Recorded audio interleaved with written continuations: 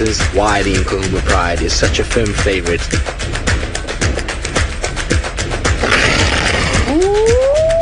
It's our golden-eyed boy. He just looks ready for a fight.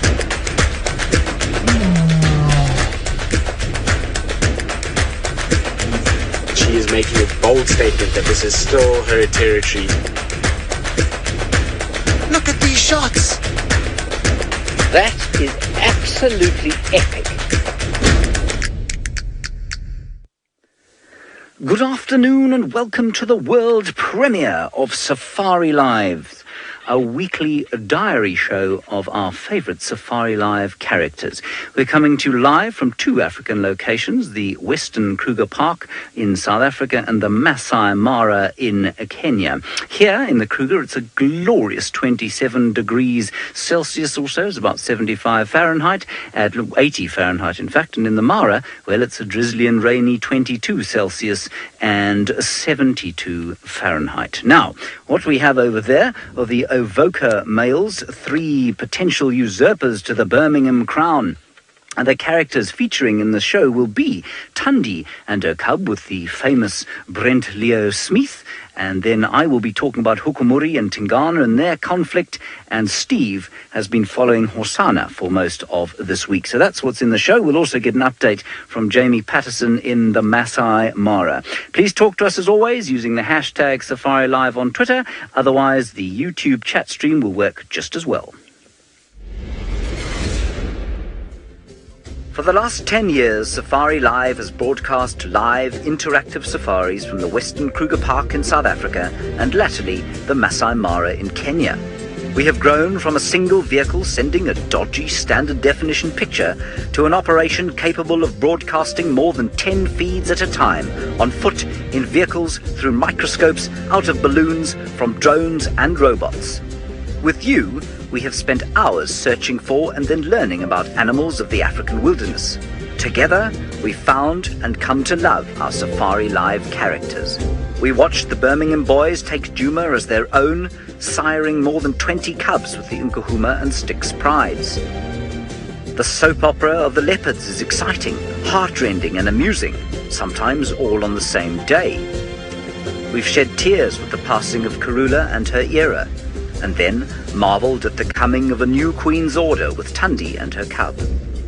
Generations of hyena cubs have been born, grown and left the den right in front of us. We felt the trauma of the herd as Fang, their matriarch, fought for life with an unknown illness. With our characters, we experience a range of powerful emotions, sometimes sad, sometimes brutally terrifying.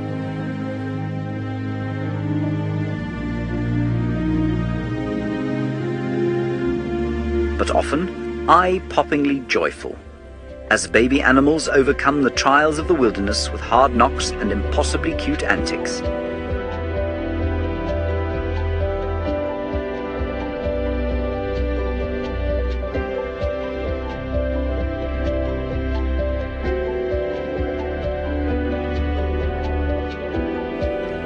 Join us every weekend for Safari Lives, a celebration of the lives of our favorite animal characters.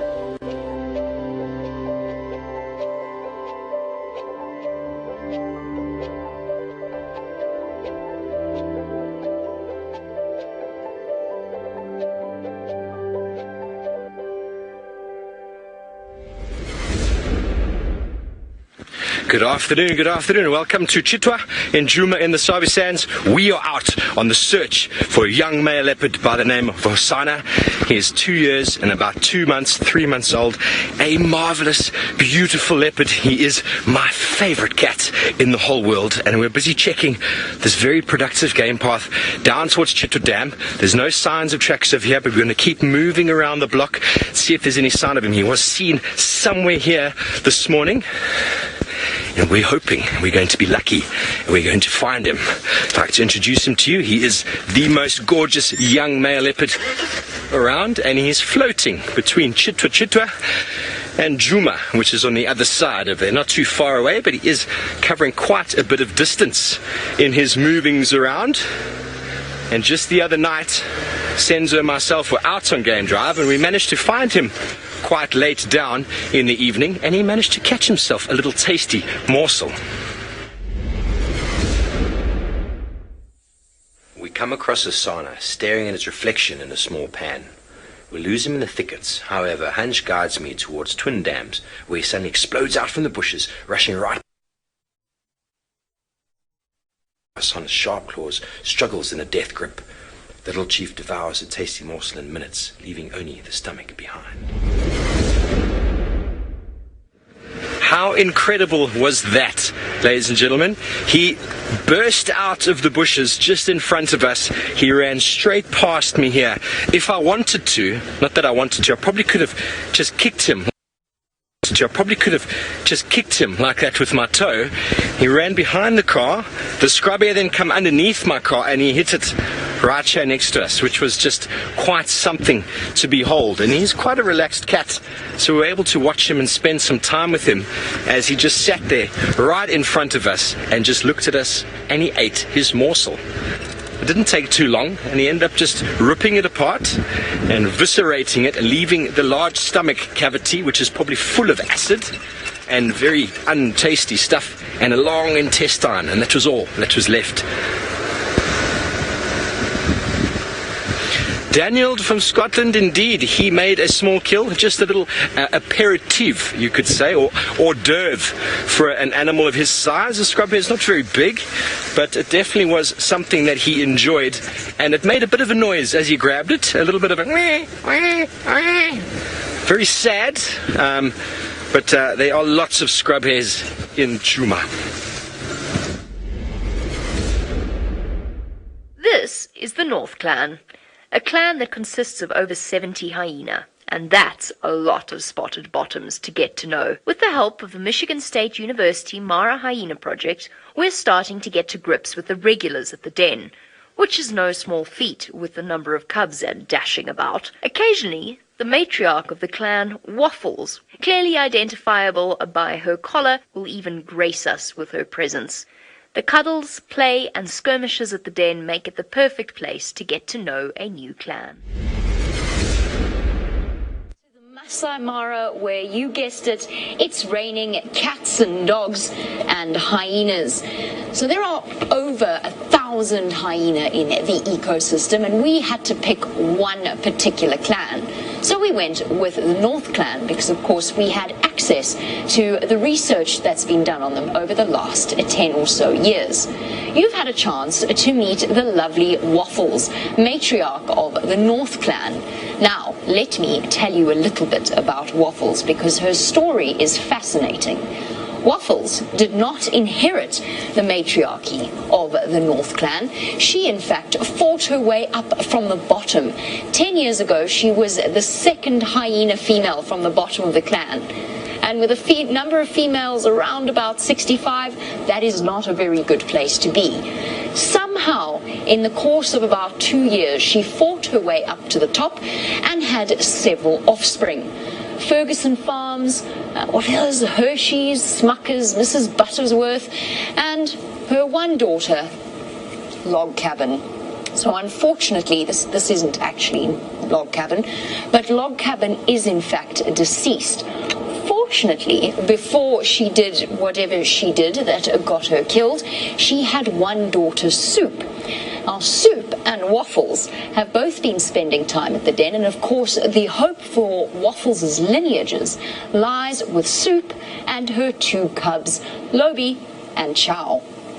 Of course, we have a number of different hyenas to work through. We've been very fortunate that the Michigan State University Hyena Project have shared their pictures with us. What that's involved for me has been putting together identity kits just like this one. This is one of the few little cubs that I can recognize by sight. His name is SEO Trot, and he was born in November last year, so he would have been one of the cubs that you saw with either Ralph or Taylor. Isn't he lovely? Now, we have a question coming through, and I think it was from Taylor, struggling to hear over the sound of the rain, about how waffles got the name waffles. I have absolutely no idea, but I can tell you something. Oh, sorry, Paula, it was Paula. I can tell you something about the way that the hyena clans are named. Every female's offspring have a theme. So Waffles' offspring were named after types of syrup. Soup's offspring are named after types of soup. So one of the fun games that we'll be playing, and we will be playing in the future, is guess the theme that the hyenas are named after, because some of them are particularly obscure. They're literary references, SEO trot being one of them, and all sorts of other obscure things to find out about them. But we still have to get to grips with the various hyenas. There are cubs running around at any one point in time at the den. There's around about 10 or so, about between 4 and 6 months of age. That's a lot to keep track of. Well, we'll have to carry on and see how we do and get to experience more of the North Clan. I think the North Clan is going to turn into a very special part of our Safari Lives show. Hyena clans are by default very interesting socially, and of course they're massively intelligent animals, and so we can look forward to some sort of well, almost primate-like social interactions. Unlike with the Avoca males here, they arrived this morning. We're not entirely sure from where. We tracked them all the way down from the Vuyatela Lodge, where our camp is, down to the Twin Dams region here. And here they have remained doing what lions do best, which of course is absolutely nothing. Now the reason we think they're able to come into this area so kind of relaxed is because the Birmingham males have disappeared down towards the south, down onto the Sand River, where an enormous territory has opened up with the death of the Majingelani coalition. So that's all very interesting, and it's going to be fascinating to see what happens over the next little while. Now, bright night, you're wondering if all three of the Avoca males are here. Yes, they are. You can see one very nicely over there. And next time you come to me, I'll have moved down from the bank. To the right-hand side, you can possibly see a bit of sort of tawny colour in the bushes. There we are. There is another highly exciting Avoca male. And then there's one in between those two. So they're all here. They look relaxed and pleased as punch. They look pretty full. I think they probably had a small meal last night, or if not last night, the night before. And they're all looking very comfortable. And I don't think that this is so much a territorial takeover that we're witnessing here, so much as a territorial kind of replacement. Anyway, the territories that the animals have here are, well, in a state of huge flux. Hukamuri appeared around camp on Monday and then disappeared to the northwest. Husana was on a fitness kick and came into Djuma out of Chitwa for a few days before returning to his favourite haunts around the big waterhole. Shadulu continues to make appearances in the north of Djuma, while Tandi and Tlalamba kept us on our toes in the south and east. Ting Ghana made a welcome return from the south before heading east into Torchwood on one of his usual paths. The Avoca males were the only lions to visit us this week. They arrived this morning at Twin Dams.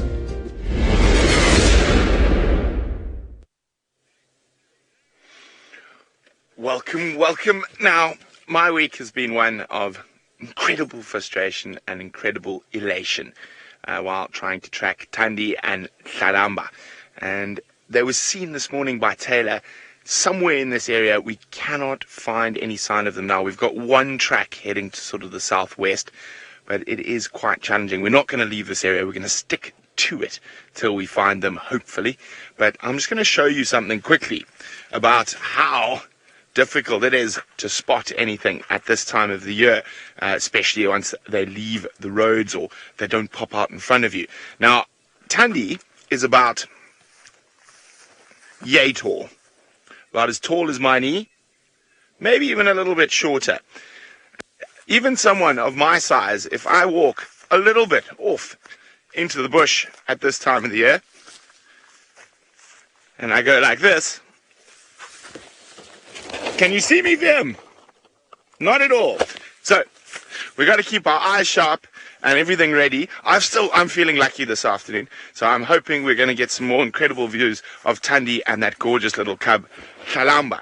Now, I think our best point of call this week in terms of finding her is going to be using our ears because of how thick the bush is. So we're going to stay in this area, move slowly, stop, listen, and you never know what we're going to find out here. So there's lots of other wonderful creatures we might see in our search for the leopards.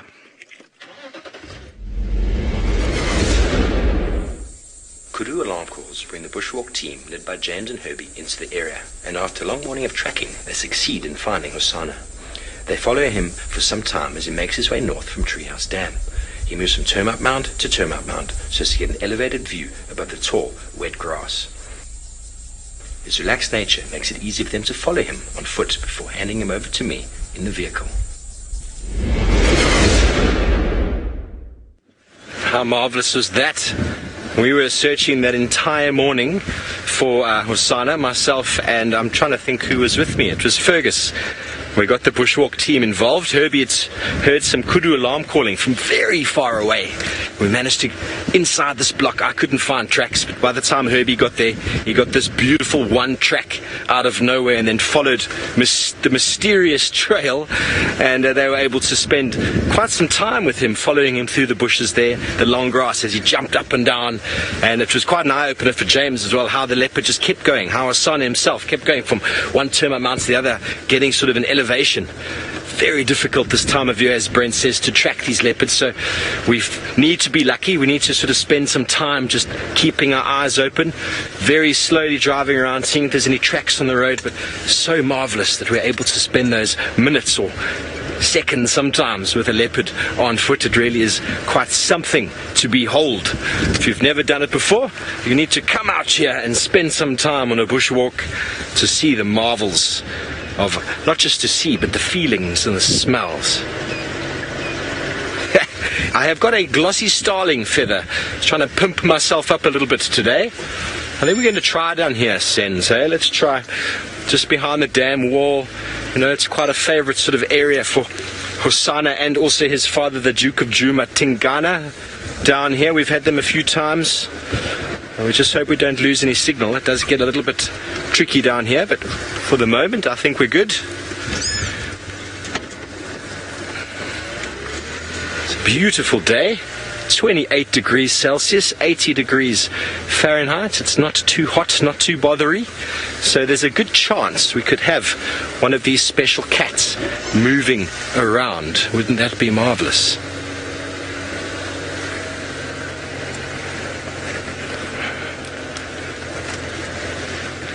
Just adjusting my earpiece there.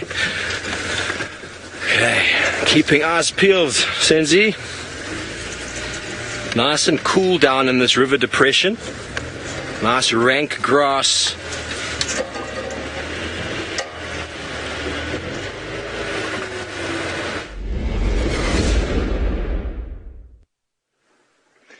Now, I absolutely just failed. I was trying to roll carefully down the hill so I could use my ears, but I got my momentum mixed up. Here we go.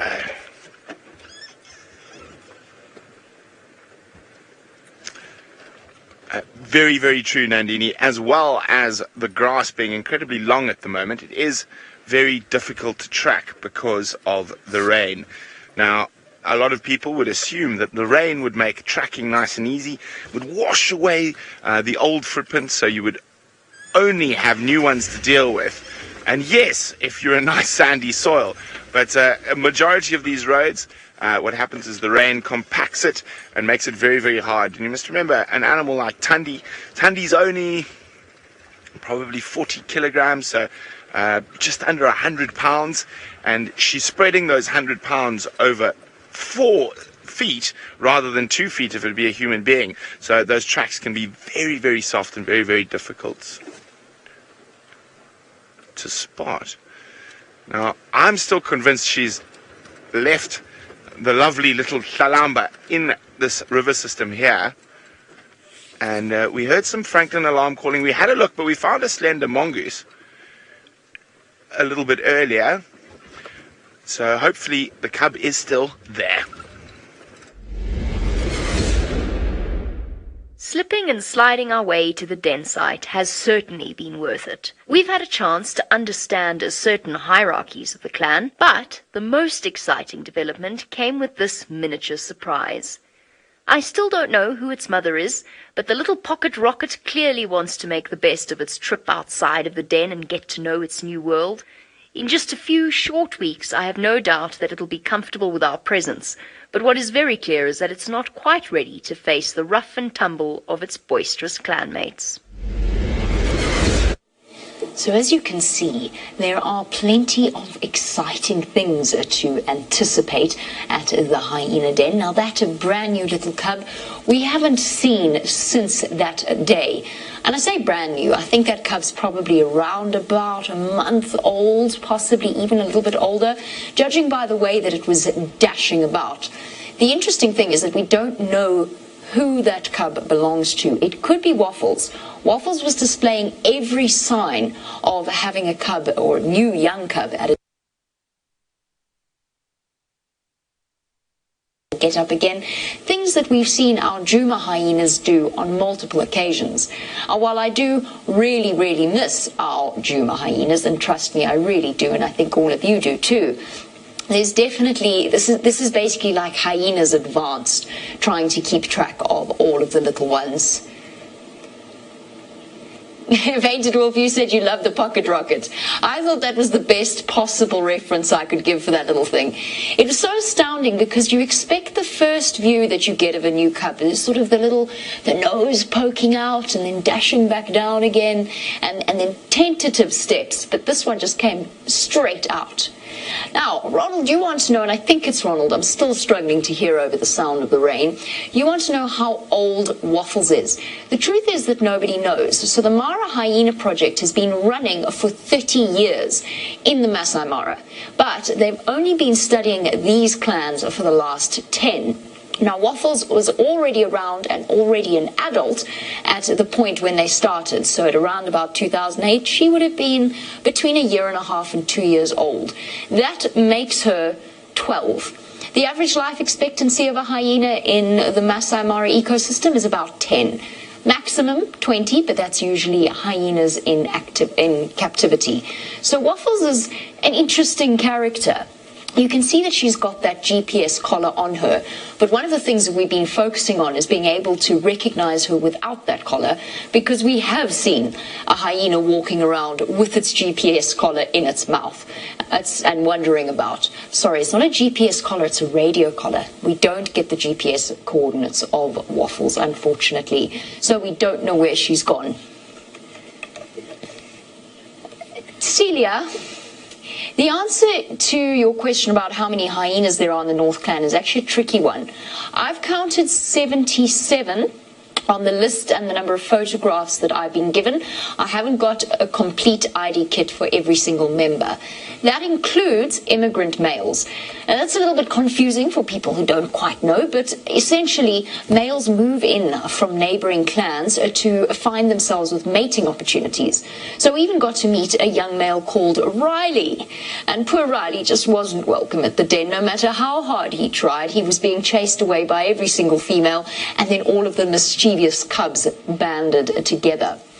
And sitting with the cubs is a lesson in multitasking, because you've got one chewing on your mud flap on the one side, and then you wag your finger at it, and then they go across onto the other side.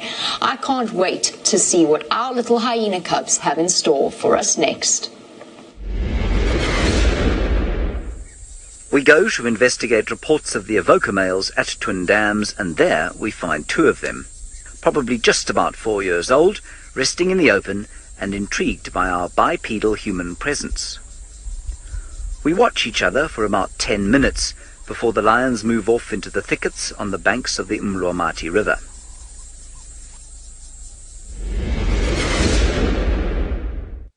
So we've moved around a bit and we've come to a different angle of these lions. What a special morning we had with them today, and I mean, it's always It's almost indescribable being on foot with a cat like this, knowing that should that cat take displeasure at your presence, you really can't do very much about it at all. And it gives you, as I always like to say, a connection to the wilderness that is very difficult to achieve any other way. Elephants and lions do that for me, and leopards on foot to a certain extent. All right, let's get into the meat of the story of the Avocas now. They come from a place up in the Timbavati known as Avoca, unsurprisingly. I think that's where they come from anyway.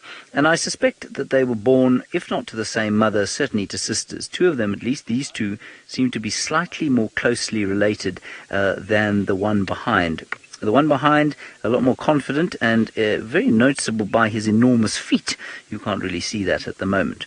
Anyway, they are now nomadic males, and to my mind, a coalition of three like this, just slightly too young to be taking a territory at this stage, because there are bigger males around. The Birmingham boys, much bigger than these chaps. And so for them to be muscling in on this territory, I think, like I said before, is much more chance than it is them actually being big enough to take a territory just yet. And of course, luck plays an enormous role in a lion's life. Probably fewer than 1 in 10 of them will ever get to adulthood. And David, this is just what I was going to get into now. You say, have I heard them roar before? I haven't. I don't think I have. I've heard a few lions roaring since I've been back from my last holiday. I'm not sure if they were them. I've never seen them roar. I suspect, though, as they have found this area to be denuded of aggressive territorial male lions, I think they probably have been roaring. And I think that they will start to do that increasingly over the next little while. They'll start to mark territory, and eventually there might be a showdown with the Birmingham boys. The Birminghams may well come back up here and see what's going on. And if that does happen, then there's going to be a showdown. But as I say, there's a void down on the, well, shall we say, salubrious environs of the Sand River. And so that's where the Birminghams are at the moment. Now, be truthful. That's a very good name. Of course, we should always be truthful, all of us.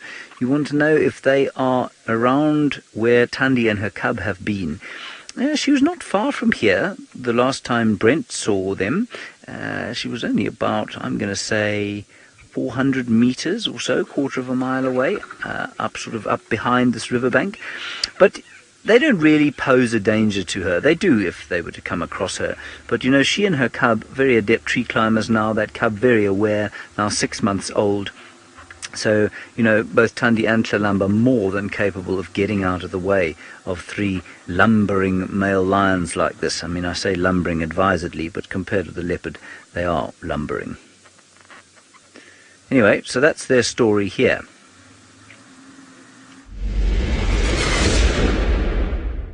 So as we move around Chitwa Dam, looking in all of the pathways and drainage lines, we come across this small, well, relatively large herd of Impala, quite a prominent feature on the Chitwa area, busy grazing, mixed feeding, as their dominant male tries to keep them all together. They stay in a herd. You see these youngsters running, indicating how fit they are.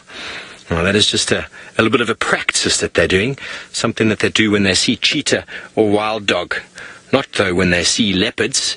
And we had the beautiful prince, Little Chief, the other day, stalking through the long grass, looking for some warthogs and some nyala.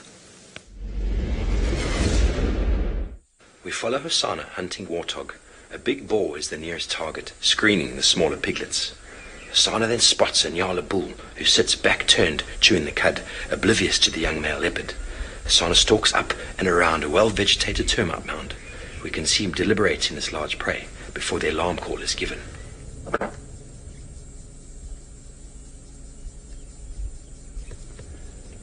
So, we've been with the little prince, and he's been trying to sneak up on a nyala.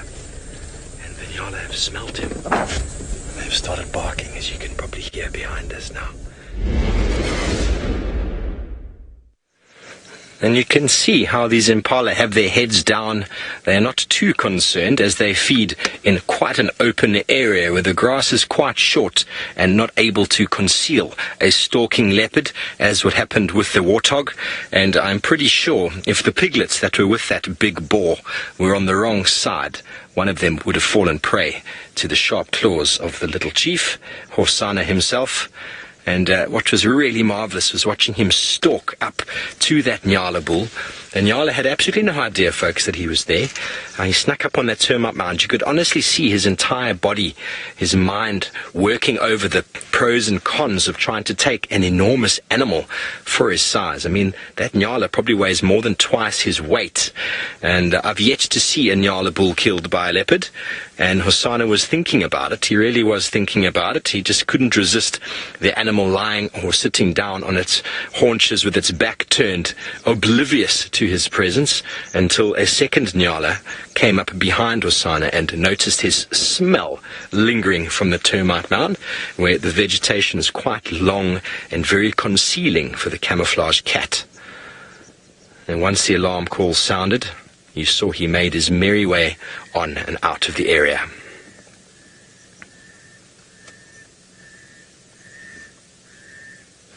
Mandini, yes, Impala have got very good speed to get away from predators. Their sense of smell and hearing is pretty good as well, considering. But one of their biggest benefits that they have is the accumulation in these large herds. I mean, if you just have a look at them, how many of them have their heads down feeding? Only a few have their ears up and their heads up at any one time. So enables them to feed and get condition. Someone's always looking out. Someone's always paying attention. But the selfish gene within the Impala is they are trying to all be in the middle of the herd at the same time. And that little sort of rocking horse gait that we saw before, that Impala running and jumping like that, that is something that they do to indicate to predators. There we go. The male is giving them a bit of a run around. Can you hear him? He's trying to keep his ladies in check. Look how fast they are. Incredible. Yeah.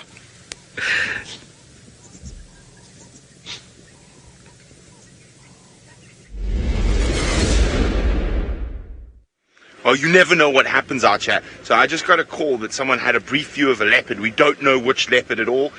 Somewhere in this area, and it disappeared into a very steep ravine. So we've come into the area to try and give a hand.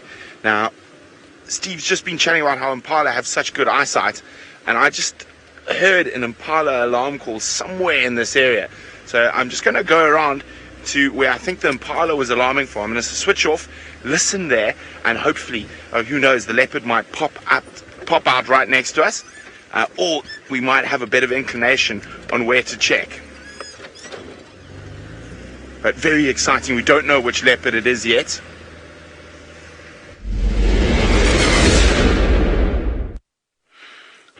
Very exciting stuff indeed that we have a male leopard in the offing. Now this week, apart from spending time with the Avoca males on foot, I also had three very special on-foot leopard experiences. Now, 3 on-foot leopard experiences per week is, it's almost unheard of, really.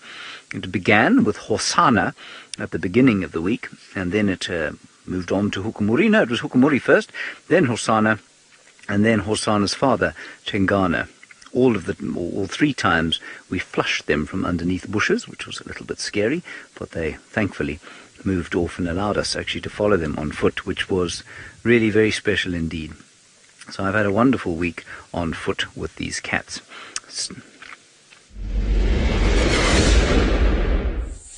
Alarm calling monkeys lead us to find Hukumuri. It's my first time seeing him on foot. He is still establishing himself as the new dominant male leopard of Djuma, but interestingly, while he is scent marking here, we haven't heard his rasping calls yet, so perhaps he is not quite yet confident that Ting Ghana, the aging duke, has departed. The coming months for these spotted warriors are going to be fascinating. That footage that you saw there was not actually from us on foot with him. We didn't record any of that for some reason. Anyway, that was shot by Tristan just after that, after we found him on foot. And it's really quite interesting seeing it, because what's going on there, of course, is that he's marking territory. And as I said, he has been calling. Brent told me of a few occasions where he's sat with Hukumori and watched him call, his rasping saws. But since I've been back here, and I was away for about 2 months, but since I've been back for the last, say, 10 or 12 days, I haven't heard him call. I've seen him once. We've seen him marking territory, but we have not heard him call. And I think that is quite telling. And as I said in that little clip there, it's very interesting that Ting Ghana was marking around exactly the same area just 1 day later. And I'm wondering if the old boy, who I thought was quite sick and who many of us thought was on his way out, perhaps is rallying for another 2 years or so. I say 2 years because, well, he's 11 now. I would have said 13 was around about the age when he'd really start to lose physical condition. Hukumori, of course, though, in his prime, and you can see that. He's got a face, as Tristan says, that looks like he wants a fight. He does. He looks like he's got a lot of fight in him. He's not a particularly big leopard. I don't think he's as tall as Ting Ghana, but he's very stocky, and he looks like he's up for it. And Ting Ghana's starting to look less and less like he's up for it as he goes toward his dotage. Anyway, it's very interesting to see how the dynamics are changing here. Yes, and this herd of impala slowly just moving as they browse and graze at the same time in this open clearing. The rutting season is pretty much upon us as we have the male impala behaving in very strange manners with alarm calls and running around and all sorts of weird and wonderful roaring, gurgling sounds that do not at all sound like an antelope, sound more like a leopard, in fact. And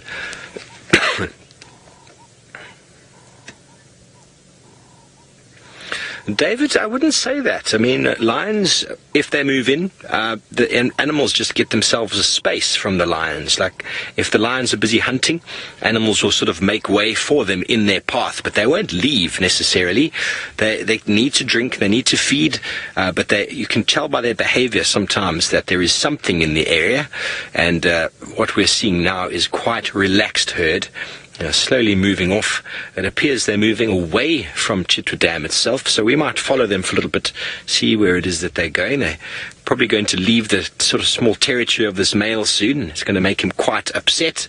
But this time of year, lions and leopards will be taking out a lot of their sort of predation skills on the male impala, who are so concerned with their territory and with rounding up the females that they tend to forget that they're even meat and are capable of being caught by a cat. Their mind is so in one direction. So whether this male that we can't see at the moment lasts the breeding season is questionable. And when the lions do move through, you'll just notice a behavioral shift. You won't necessarily see the animals move away, as we once had the Unkuhuma pride on quarantine itself, and the impala was still in the area. The lions were just over there killing an impala, and the rest of them were just sort of hanging out over here, looking a little bit traumatized, but yet they stayed right where they were. Off we go. Let's see what herald around the corner there might be.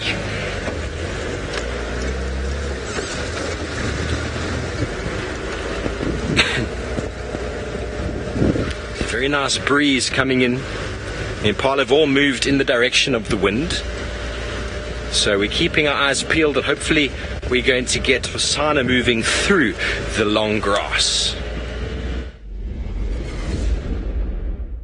This is Naratoi, when her 3 cubs were just bundles of fluff. Though one of them sadly didn't survive for very long, she has managed to keep her 2 boys safe from harm.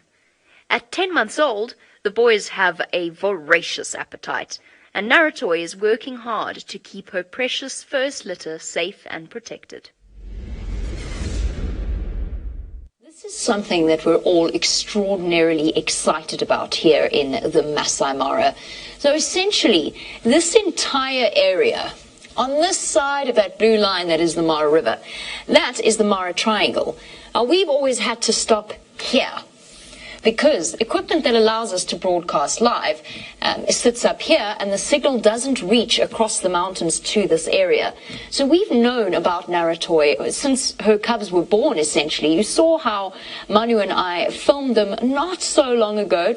It actually is a lot longer than it feels, when they were still very, very small, but we could never show them to you up until quite recently, when she decided to move just onto the edge of our signal range and then back again.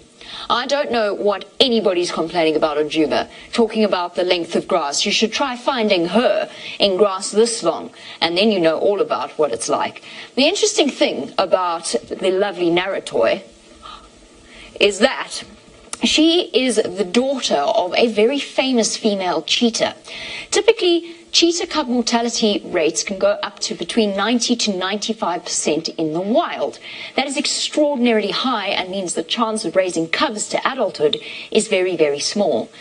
The mother of Naratoy, her name is Kekenya, and Kekenya is famous in these parts for actually raising four cubs to adulthood from the same litter. That is an extraordinary feat and makes her what is termed a supermum. Now the question is whether or not Naratoy can follow along in her mother's footsteps.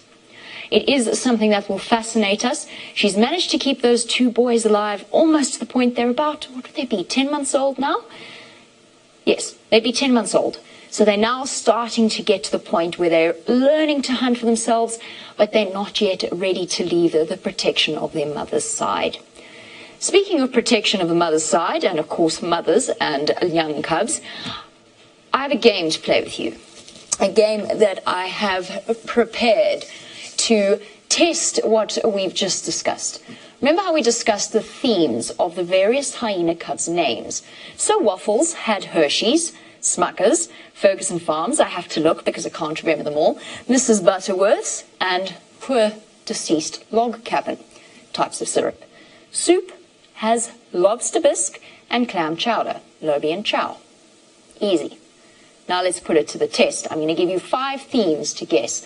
Let's see if you can get them right. Hashtag Safari Live on Twitter. This is Billie Jean. I've only met her once, so I don't know if she's ever caused a scene. This is her sister, Smooth Criminal. Now, Smooth Criminal's cubs are called SEO Trot, you've already seen him, and Big Friendly Giant, or BFG. Okay, that's pretty easy, right?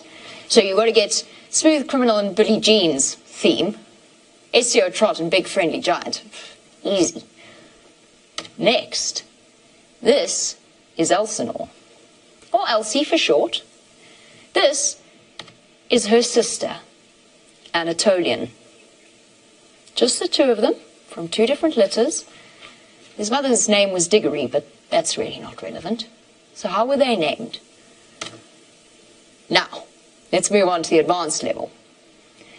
This over here is Clever Girl. We see her quite a bit, so I don't know why I haven't got any better pictures of her, but that's Clever Girl. And it was very kind of the students of the Michigan State University to share these pictures. This is her brother, whose name is Shooter. Now don't panic, that's no reference to anything about hyenas or what you should do with hyenas. It's a male, for a start. But her brother is Shooter, and their other brother is Where's the Goat? Now why would we have Clever Girl, Where's the Goat, and Shooter? I'll give you a hint. Their mother's name was Tyrannosaurus Rex, and their aunt's name was Pterodactyl. Last one. This is Clever Girl's cub. First cub. It's my favourite, the naughtiest of them all. Tried to undo my spade earlier off the car. Its name is Adventures of the Christmas Pudding, or Pud for short. What are its future siblings going to be called? Okay, you got that? Smooth Criminal and Billie Jean. There we go. Rhonda's got that one. Michael Jackson, that was easy. Smooth Criminal's cubs, SEO Trot, and Big Friendly Giant. Come on, that's an easy one.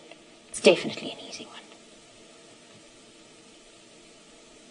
Elsinore and Anatolian are another one that you have to guess. Judy's got it. Judy's got SEO Trot and VFG. Roll Dahl books.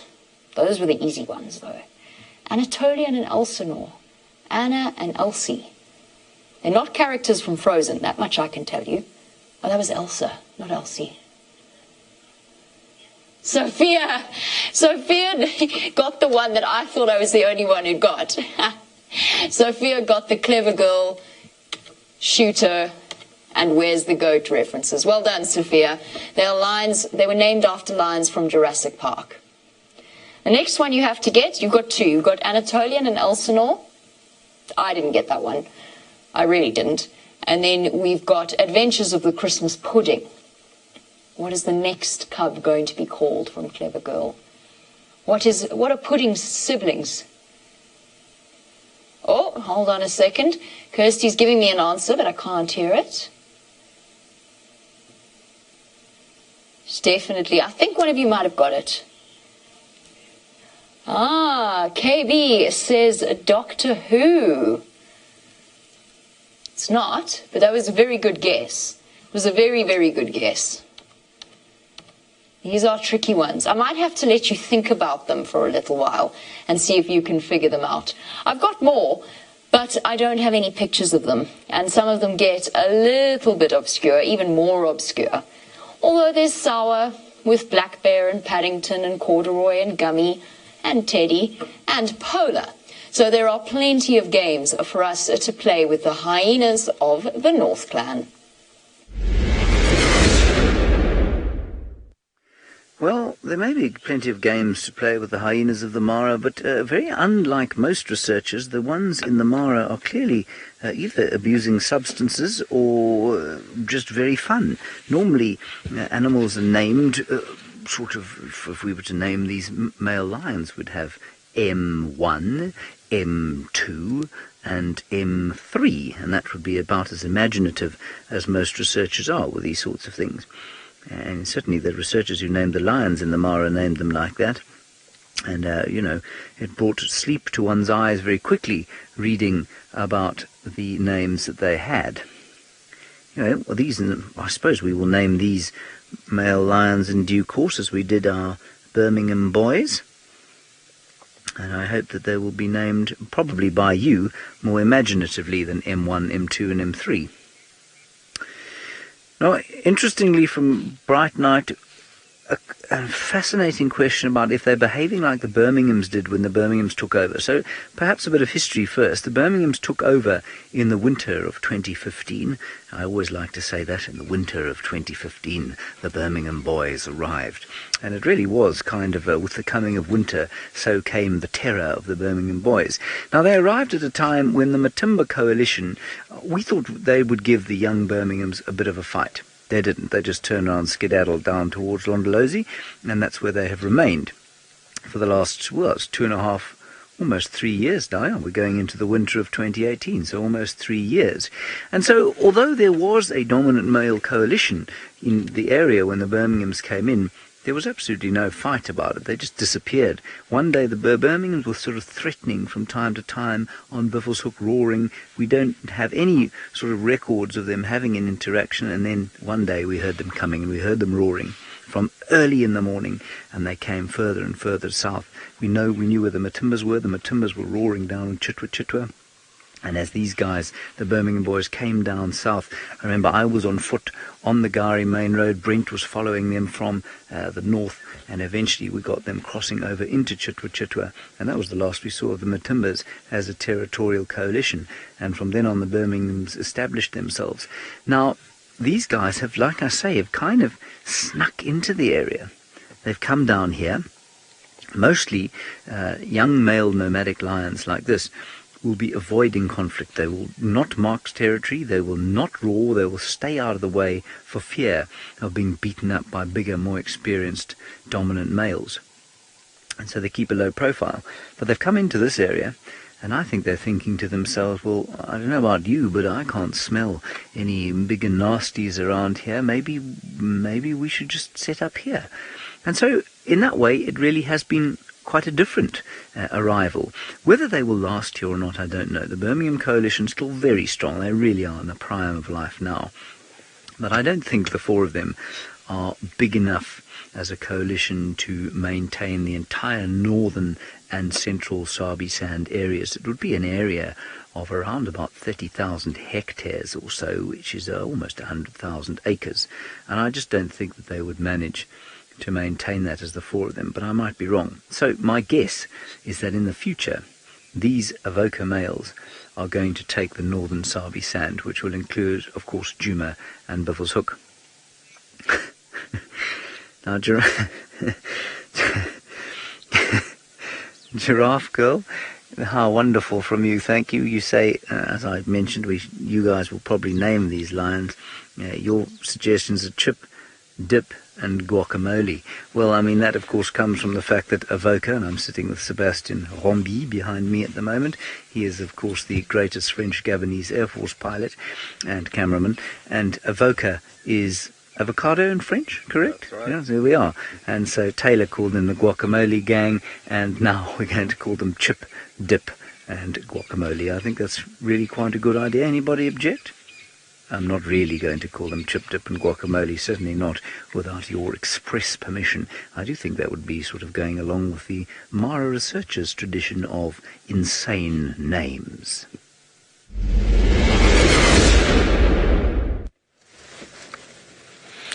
And here we have got two male impala that are trying to stake claim to a small breeding territory. And the one on the left is backing away. He doesn't want to run away, because if he does, he'll probably catch a horn in his backside or in his rib cage. And they've just got into the bushes now. But they move, they head thrashing. There you can see him thrashing the bush now. He's showing how strong he is. And they quite often use that technique as well to strengthen their neck. And this is the time of year when male impala mortalities increase compared to that of the females, because they're so busy doing what they're doing. I mean, you can see he's walked into the thickets there backwards without any concern for what might be lying in ambush. A small cat, a large cat, who knows what it could be. He has no idea what's going on behind him. He's completely absorbed with the other male making his approach in the front. There's yet to be a blow between these two. They've just been sizing each other up. They do this really weird sort of licking motion in the air where they're raising their lip almost to pick up the pheromones or hormones in the air and assess what exactly the status of this male is. And then all of a sudden, just like that, they look at us as if we've just arrived on the scene, and then they depart quite quickly. But the loser will leave the area, and the winner will hold the rights to the grass, the trees, and the access to the water. Which is what it's all about this time of year. We bumped into one of the guides from Chitwa just now, and he said the impala males have gone mad.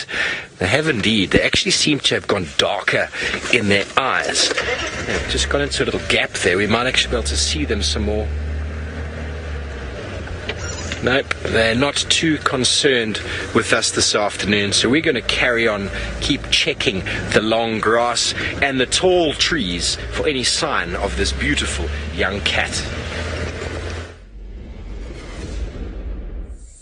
While following Thandi and Tlalamba, desperately trying to escape the young male Husana, taking us on a roller coaster through thicket after thicket, they eventually settled in a Tabweti thicket and gave us some intimate moments. Now that was after many hours of frustration of tracking her, and she's disappeared, the tracks disappeared, and we were on really, really fresh tracks, and we were following, and I got out of the car and walked off on those very fresh tracks. And then all of a sudden, David, who was on camera with me that day, started going. I was like, that's a weird whistle. Then this whistle started getting louder, and then he's like, Brent, Leopard!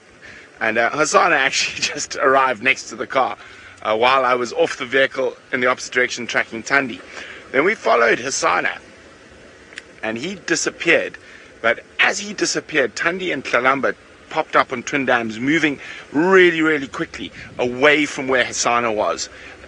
And then ducked down and up, and then eventually went to rest in that Timbwurji thicket.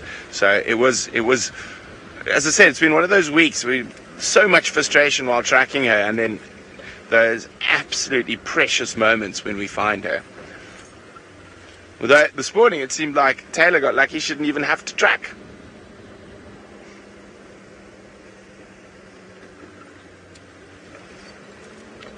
Now, if I remember correctly, I think this cub spot pattern's 3-3 LGK.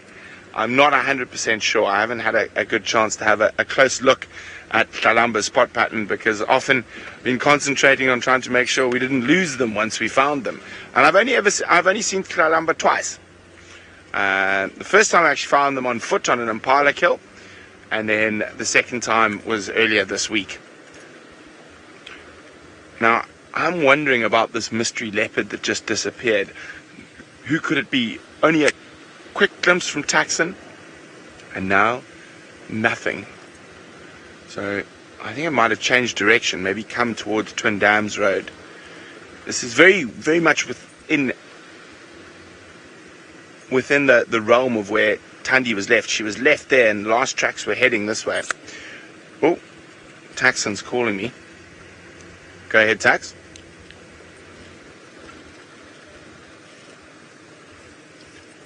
Twin Dams heading south from Warburg's Nest. So I'm just trying to coordinate with Taxon so we can have our best chance. Very, very good chance that that leopard could have ducked through and made a different move to where we thought.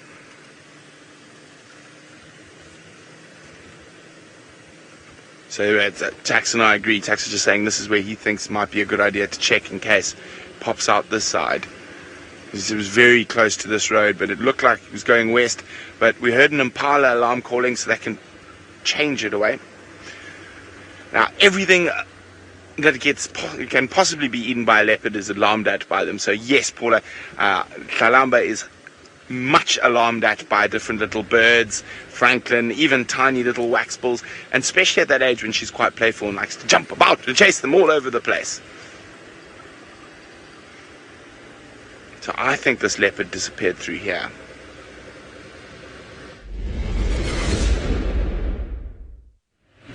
Well, let's hope it did disappear through there. With any luck, Brent Leo Smith with his leopard's nose will find it. Well, somebody else with a leopard's nose. Oh, there's some banded mongoose up ahead. I'll tell you about my leopard's nose, not my leopard's nose, Herbert's leopard's nose shortly. There was a banded mongoose up ahead. A troop of banded mongoose. And I think they live in this termite mound. Well, they certainly look much too big to be dwarf mongoose. Let's just stop here because it's very special to see them. They're much more common in the Mara than they are here.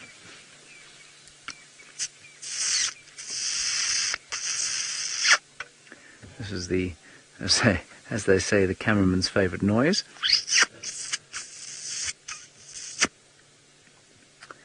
I think that's what they were. You know, the other thing that we see around here sometimes are cane rats. Not a sort of garden variety European grey rat, but a cane rat. Small rodent. Oh, could have been one of those. Anyway, let's carry on. Herberto, our inimitable security detail and tracker extraordinaire, responsible for finding Husana on foot, responsible for finding Hukumuri on foot, and then on a hunch, one day this week we went towards, it was quite a warm day, probably about 80 degrees or so, and so he said, let's go and check that pan over there, maybe a leopard has come up during the day. So we did that, and we heard some alarm calling birds. Herbert went off to check some other tracks. I stepped into a thicket, and Ting Ghana exploded out. Many of us have toyed with the notion that 11-year-old Ting Ghana's days as the Duke of Djuma are over. It's a hot afternoon, and we flush him from the shade next to a muddy pool. Then he begins spraying bushes in his old territory, letting all know that he is still around. Later on, he stalks a few potential suppers before settling down to wait for darkness.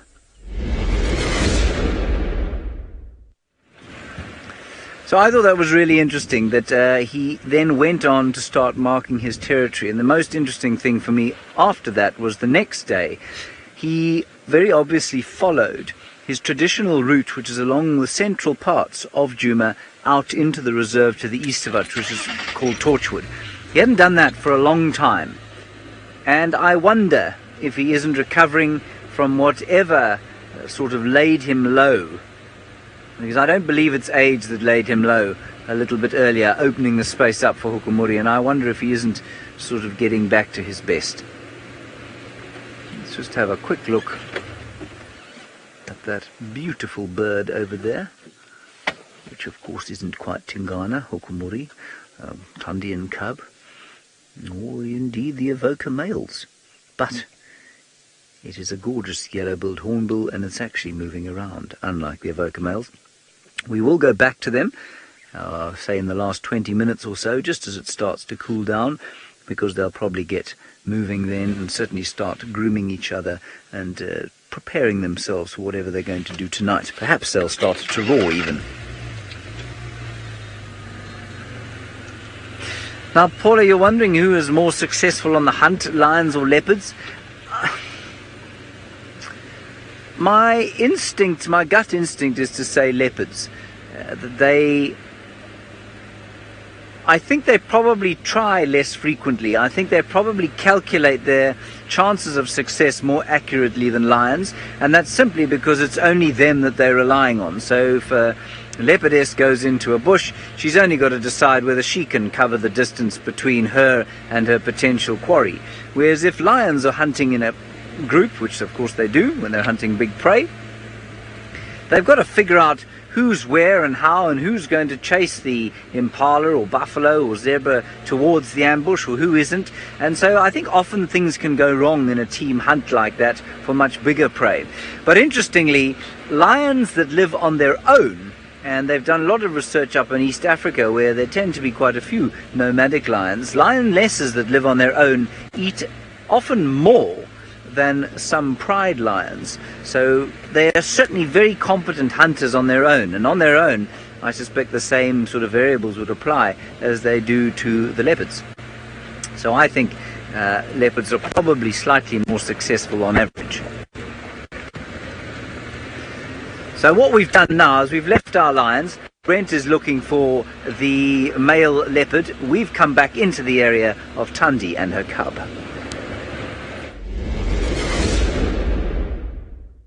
We're on top of probably the tallest termite mound that I've seen. Something that we've seen Hukumuri and Husana doing, stalking up on top of the termite mounds. We heard something over there, sound like a kuru or a nyala. I'm not quite sure. It took me quite a bit of effort to get up here. Now I'm going to come down.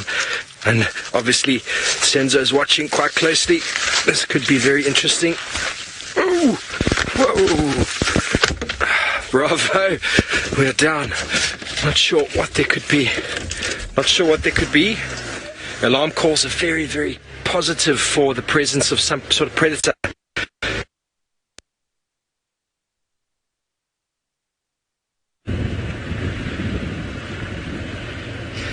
Sorry about that, everybody. I'm not sure what's happened to Steve. Maybe he's been swallowed by his termite mound.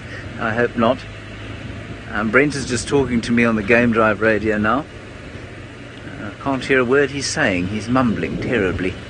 Doesn't say much for his education. No, didn't get any of that. Anyway, I will contact him when we go off air again. So what we've done is come to the far east. He's basically saying, come to where we are now and maybe give us a hand to try and find this male leopard, which I think is probably what we will do. But we'll just drive down, take a chance and see if we can't find Tandi as this glorious Saturday afternoon draws to a close. Isn't that a wonderful picture? Well, Kia, the Sabi Sands, which is the western portion of the Kruger National Park where we find ourselves now, is actually known as the land of the leopards. So you want to know if lions or leopards are more common here. lions are in high concentrations, as are leopards, but leopards have a real tradition in this area since the last 35 to 40 years actually. People have been following them, and it means that there's extensive knowledge of their lineages, there's extensive knowledge of their territories and their behavior, and as we have become more familiar with them, so of course they have become familiar with us, and they let us into their secretive lives. And because their territories are much smaller than those of lions, we're able to spend probably more time with individuals and get a much greater picture of individual leopards' lives than we would be with, say, the Avoca males, which of course are going to go miles away from where we're allowed to go and then return. So the Sabi sands, where we are now, off the back of the wonderful exploits of Thandi and cub, Husana, Ting Ghana, and lately Hukumuri.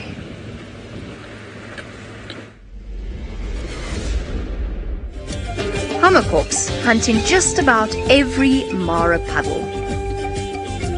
This stream, overhung by enormous trees, is the perfect place for this hammerkop couple to build their new home. They do like to relocate every 4 years or so. The massive penthouse apartment with a river view took this couple more than 4 months to complete. Our hammerkop pair have faced a number of challenges when constructing their nest, not least of which was the eviction of the squatting Egyptian geese. All in all, we're very proud of them, and who knows what other challenges they faced while we weren't here. While the outer facade of the apartment may look a little abstract, the finishes inside are much more commodious and will keep the temperature cozy. Mr. and Mrs. Hammerkop have lined the walls and floor with mud. Security arrangements are also a work of genius. The entrance tunnel can only be accessed through a hidden doorway. We are looking forward to seeing the family's new. All this talk of leopards and lions that I used to see all the time is making me terribly, terribly homesick. Fortunately, we've got to know characters of our own in the Masai Mara, sometimes very unexpected characters. Now, this isn't a feather from those hammerkop, I promise. This is, in fact, a crowned crane feather, and I gave it to James. I don't know what he's done to it. It looks terrible. It was in mint condition when I passed it on into his care. So our lovely hammerkop pair have completed their nest finally. What's quite extraordinary is just how hidden the entrance hole truly is. That whole thing looks messy and like they just kind of plonked everything on top of each other by accident. But it is so beautifully designed, and I see them every single morning on my way to and from the hyena den as they go about their daily fetching of the food. And I think they've got chicks in there. I'm not 100% sure, but I think they do, because I'm pretty sure I saw Mr. Hammerkop or Mrs. Hammerkop, I actually didn't see, and they're quite equal in terms of the care they give the fledglings at a sort of a later stage. I'm pretty sure that I saw them go in with some food. Now, the chances are that the chicks are around. It's not, unfortunately, going to be like the hardy-dar nest that we had on Djuma, because there's absolutely no way that we would ever be able to see into the hammerkop hole.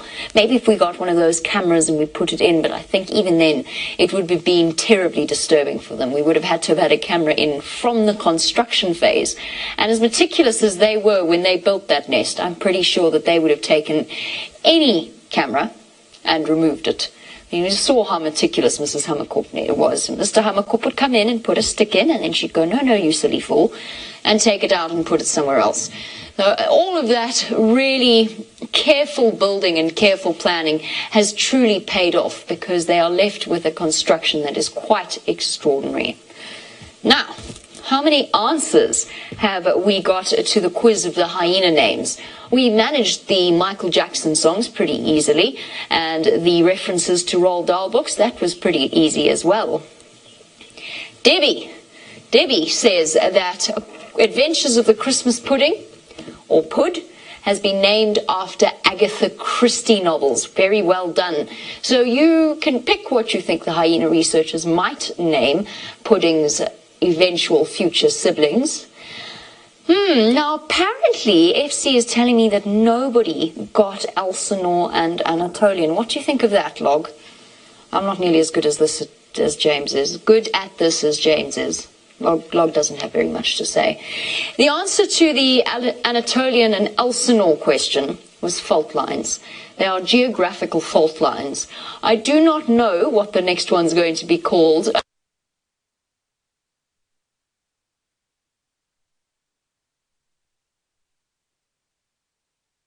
And I wish I'd actually kept the Tyrannosaurus and pterodactyl references to myself, because I think that is what gave away the lines to Jurassic Park. That was a tough one.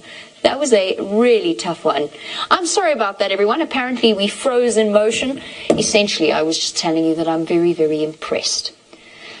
Let's move on a little bit. We've spoken about naming different hyenas, and we've spoken about how you identify them. Let's chat a little bit about the lovely Naratoy. Now there's a connection there because, of course, with leopards, for example, and hyenas, as well as cheetah, we're looking at very specific spot patterns. Every single individual is unique, whether you're talking about a hyena, a leopard, or a cheetah. One of the ways that we focus on identifying an individual is to look at the side shot. So it's not really as easy to do with cheetah as it is with leopards, those whisker spots at the top. But let's have a look at this picture of Naratoy, courtesy of Mr. Scott Dyson. Now you'd think that, because what you really need for a good identifying feature is for the animal to walk and stand and present you with its left side. Walk and stand and present you with its right side. They never do that. So this is Naratoy. She's got a couple of spots that I would use if I were going to try and identify her, especially on her right side. I think those two for me would be a giveaway, possibly those three. But there you go, that's Naratoy, so you'll be able to recognize her once again. With cheetah, we often look at the spots around the legs as well, because that's often the part that you see the most clearly. That's provided they're not running. Her sons have been unofficially named. So Naratoy, actually, let me go back there for a second. Naratoy means the one who helps, and she was named by the rangers. When, in answer to a question from David, when Naratoy gave birth, she went and hid herself in a thick clump of croton bushes. But David, cheetah will try and find any suitable den site, somewhere where the cubs are hidden, safe and secure.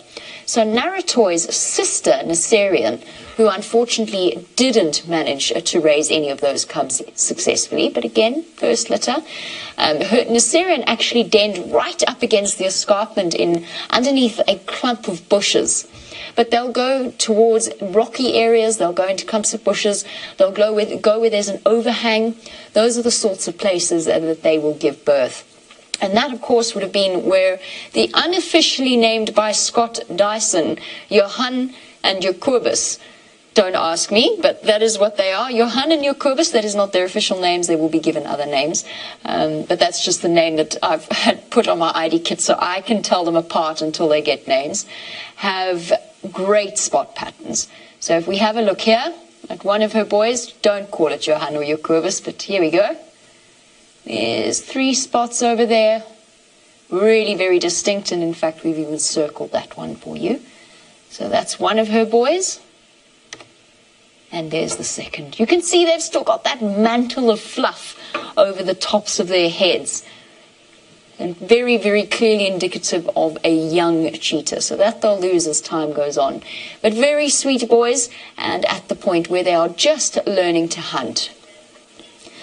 Francis, there's a lot of speculation about Malaika. Unfortunately, we are unable to go to where her boys are now. We know where they are. They're doing very well.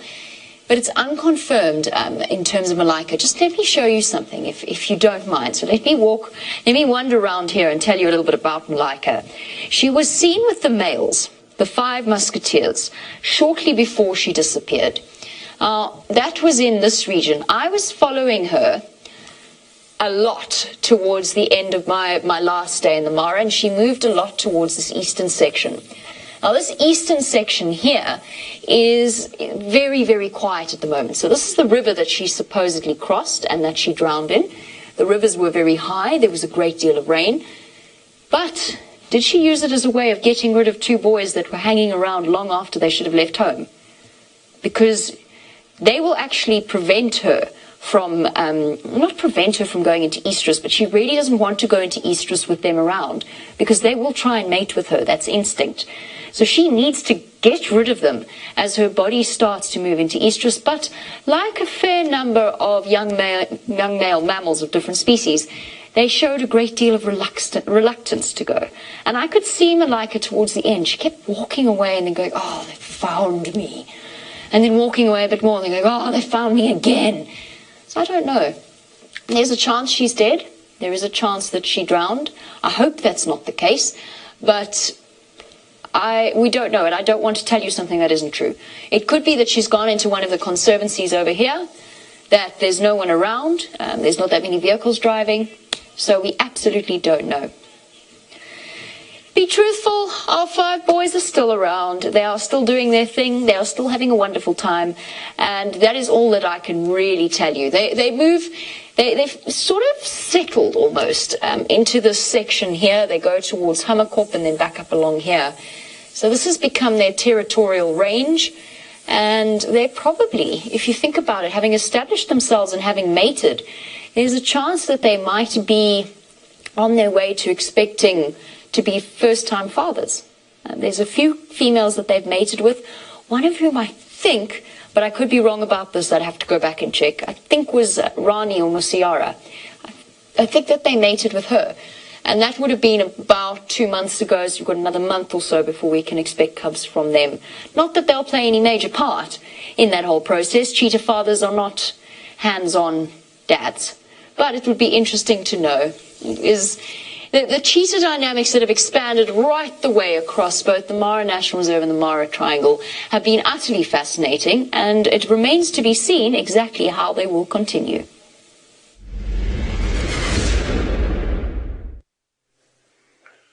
We're just sitting very quietly on top of the high ground, both listening for that mystery leopard that was seen for a split second around Twin Dams, as well as Thandi and Tlalamba. So we've tried to position ourselves in the best spot where we'll be able to hear as much as possible and also go into that area as soon as possible. But we've been here for about 7 or 8 minutes, and all we've heard is the birds, which is not what you want when you're looking for leopards. I think we're going to take a little wander now a little bit further to the west. You can see the sun's starting to set. That last spot, that mystery leopard, was just down there somewhere. And talking about Thandi, 2 months ago we had her with a youngster of this nature up a tree. Remember, she had a little waterbuck kill up a marula tree on Djuma, sort of on the eastern side.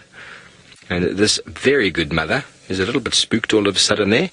It is a dangerous time for the mother to be sort of milking the youngster, and she's now in the open. You see there's a little bit jitteries. I don't know what's going on. The Impala that are around seem quite relaxed. They are very, very beautiful and cute little animals, waterbuck. And so this mother is in the open, nice open clearing. She can see quite far, and that is a good time to suckle your youngster. It's very needy. He wants more milk. Hasn't had enough yet, because it is a desperate time, or a dangerous time, should I say, if a male leopard or even a lion decided to sneak up on them.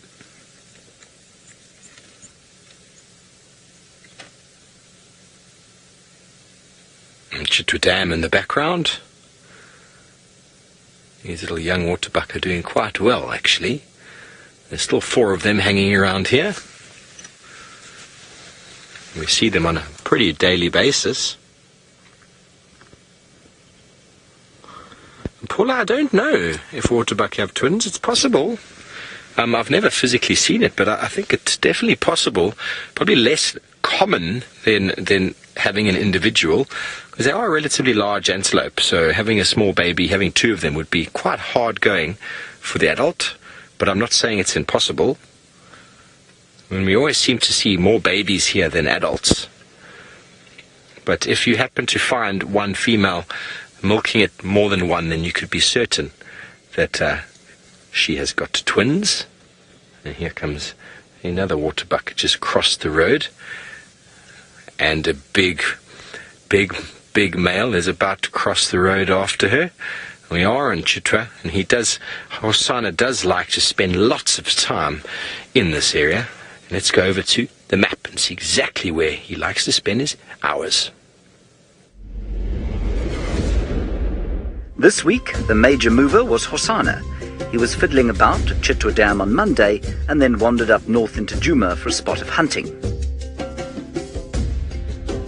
Nyala and monkeys indicated his presence as he approached the camp on Tuesday, and then he terrified two of the Safari Live crew, Rebecca and Kirsten, stalking a bushbuck outside their rooms on Wednesday evening. Thursday saw a fairly rapid walk to the south, where he hunted around Chitwa Dam for the whole afternoon before melting into the night. There we go, patience pays off. Thankfully, one of the other vehicles spotted this mystery leopard. It looks to be a male. I cannot see who it is just yet. Remember, this is coming to you 100% live from the African bush. I don't know who this is just yet. We've been looking for Thandi and Tlalamba, the resident female leopard and her cub. And we've been lucky enough now to come across, thanks to one of the vehicles from Buffalo's Hook, a male leopard. Who do you think, Viam? Ting Ghana? Looks like it could be Ting Ghana, the old man.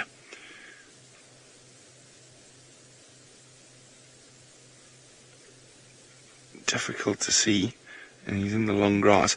So this could possibly be the mystery leopard that was seen by Taxon, probably 45 minutes ago, that disappeared into some thickets towards this area.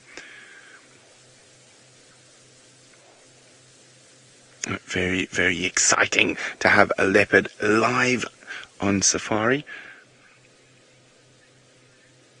Now, those of you who join us regularly for our live safaris seem to be agreeing that it does look like Ting Ghana. It's those tatty ears that makes me think it is him.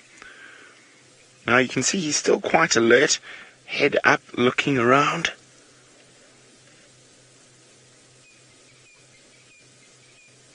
Now, of course, he is the one male leopard that doesn't pose a threat to Thandi and Tlalamba.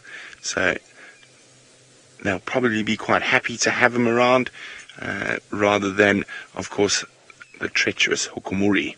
Well, not treacherous at all, only treacherous if you're a female leopard trying to protect her cub.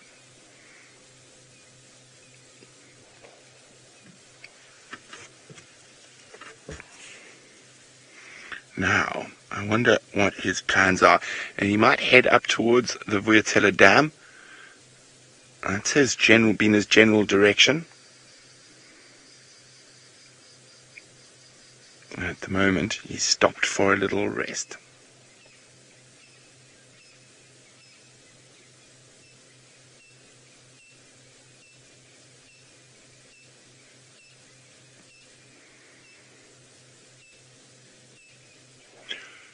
I was just listening to see if we could hear any other alarm calls about. There isn't, but of course this morning Taylor was lucky enough to catch up with Thandi and Tlalamba.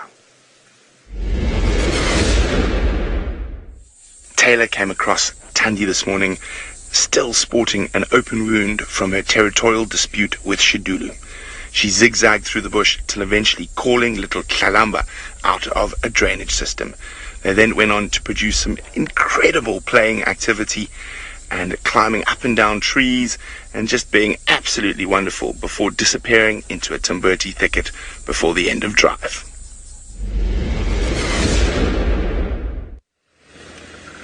We're just trying to get ourselves a better view of his face just to confirm that it is the old man. How's that, Vim?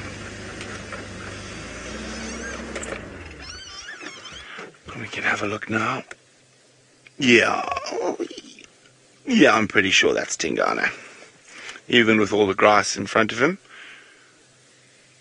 Now, it's been interesting. He has been leading some longer forays back into Djuma recently.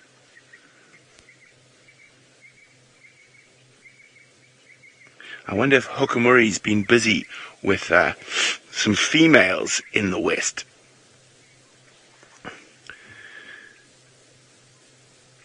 Nandini, yes, there have been violent encounters between the leopards. Apparently, Ting Ghana and Hukumuri had a violent encounter. I wasn't present to witness it. And Hukumuri's also been having a bit of a barney with the Anderson male further to the west.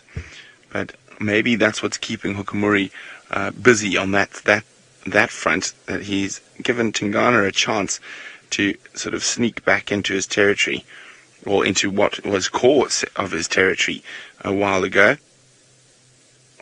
He is still a magnificent cat, even though he is a bit long in the tooth now these days. I wonder what he's heard. Let's have a quick look behind us. I can't see anything.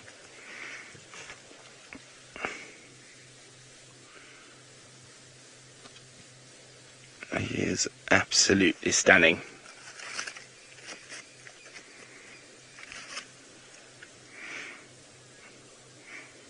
A male leopard is a beautiful thing, and probably double the size in most cases of a female. But however, variety compared to a lioness, he's not very big at all. Lionesses are 40, 45 kilos, sometimes heavier. So anything from 90 to over 100 pounds heavier than a male leopard.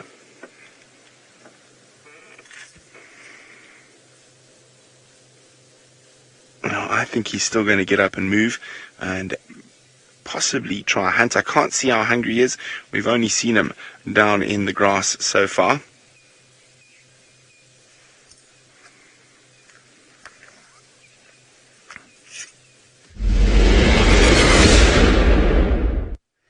So very interesting stuff there. Ting Ghana pitched up. Wonderful that he's that far north. Now the whole theme of my drive this evening has been basically territorial takeovers, shifts in territory. We've had the Avoca males, we've talked about Hukumuri and Ting Ghana, and of course Shedulu, the new beautiful 3.5-year-old female leopard, made an appearance in the north. Here, Shedulu, now 3.5 years old, makes an incursion from the north. She is staking a claim for this part of Djuma, where the territory of the late Kruger abutted that of the now unaccounted-for Shadow. She spends the afternoon on an unsuccessful hunt for Impala before heading back to the north. Now we're just in a slightly dodgy area here, getting back to our lions, because they all three are together now. And I just don't want to come plummeting down this precipice. All right, Seb? Yeah, that's a bit more. Ooh. Okay, well, here we are. Phew, it's a bit scary. Okay, so that was Shedulu. I've yet to meet her, actually, but gorgeous sighting there of her on the hunt with Ralph. And I'm sure we're going to be spending quite a lot more time with her over the coming months and years, hopefully. And as I said there in that clip, she's kind of pushing into the boundary area where Shadow, who we haven't seen for a very long time, used to sort of wander, and then of course also where Kruger used to be. That was her northern boundary, northwestern boundary. And the late Kruger, of course, obviously not here anymore. Tundi's pushed up into her territory from the southeast, and now we have this new young female coming in from the north. So Shedulu just taking a piece of Kruger's old territory, and possibly Shadow's as well. And what's very interesting is that she is not related to them. And she seems to be a long way from her natal territory, which was down in the northwestern corner of Londolozi, which is probably about, from where I'm sitting now, from the centre of Djuma, that's a good 10 kilometres probably as the crow flies, 7 to 10 kilometres as the crow flies. And so we have a very interesting situation where a female leopard has obviously found all of the territories in her natal area full of her cousins and possibly sisters. And so she's had to come and find another place. And it's really great for the gene pool that she's come into the area. And it means that if a male like Husana takes over up here, eventually one day, the chances of inbreeding are obviously immeasurably reduced. Well, they disappear completely if Husana becomes responsible for that breeding, or if Ting Ghana manages to get himself together and breed with her. So that's very exciting stuff. Now, this is the chap that was in this is actually very interesting. This guy was the one in the bushes behind, and he just looks a little bit, I hate to say it, meaner than the others. He looks a little bit more gangster than the other two, and he's the one with the huge feet. So I think he's going to be a big fellow. Christy, I was mentioning Shadow and her cub, and you want to know if there are any updates about those two, and for those of you who don't know who they are, because we haven't seen them for so long, Shadow, of course, Tundi's litter mate, and you've seen those clips of Tundi today, and she used to have a territory in the far west of Djuma, and into a reserve to the west of us called Arathusa, and she had a cub, or has a cub, yet to be named, that I think which was her longest living cub, bar one, and we have not heard of them for a very long time, I'm afraid. I would say about 2 months now, probably, and that's not good news given the amount of vehicle activity there is in the area. So perhaps she's fallen victim to one of these rather, well, shall we say, potentially nasty fellows.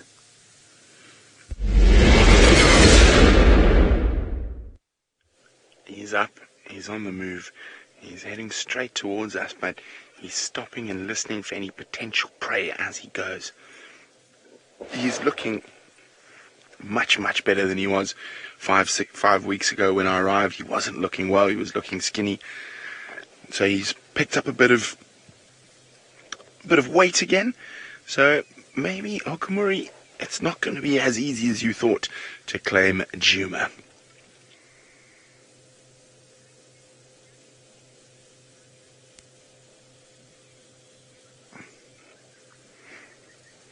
Now, of course, survival rates are always quite low out here in the African bush when it comes to the big cats. Jackie, male leopards have a much lower survival rate than female leopards. So, while they are under a year old, their survival rate is about the same. And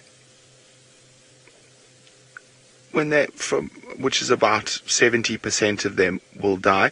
When they get to a year old, that now lessens to a sort of 10% mortality rate, and then once the males turn 3.5, 4, and they have to head out into the big bad wide world away from their mom's territory, their survival rate drops again, or their mortality rate increases again.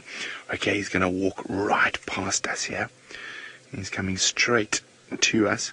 This is one of my favorite things when we get to do this, have big cats passing within centimeters of us.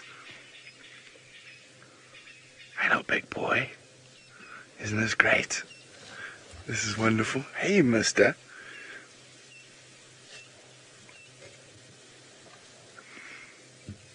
Wow. Always gives me an excited chill. Not a fearful chill at all, but an excited chill. Okay, I'm going to turn the car around so we can keep up with him.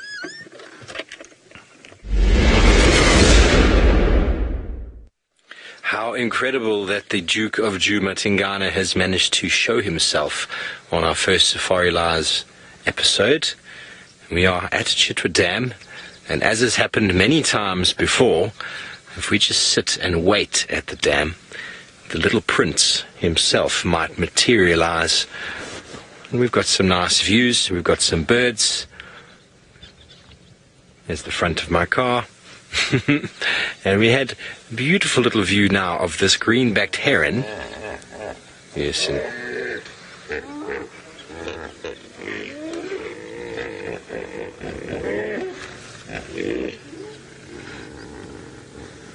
the hippos wanted to be part of the show as well there.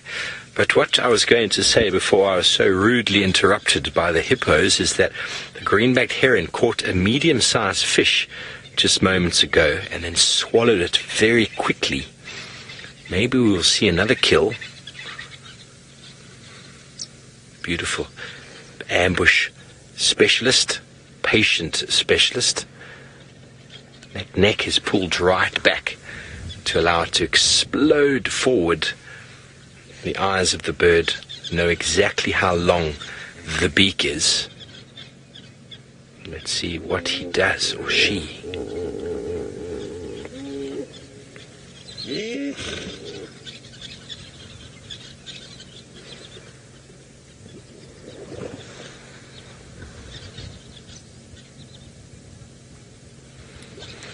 Yes, Steve, they have got enormous feet.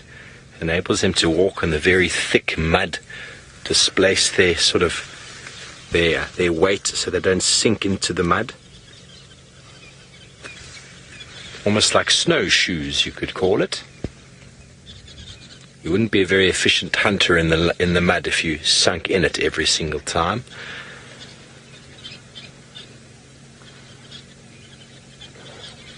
Nice reflection there, Senzo.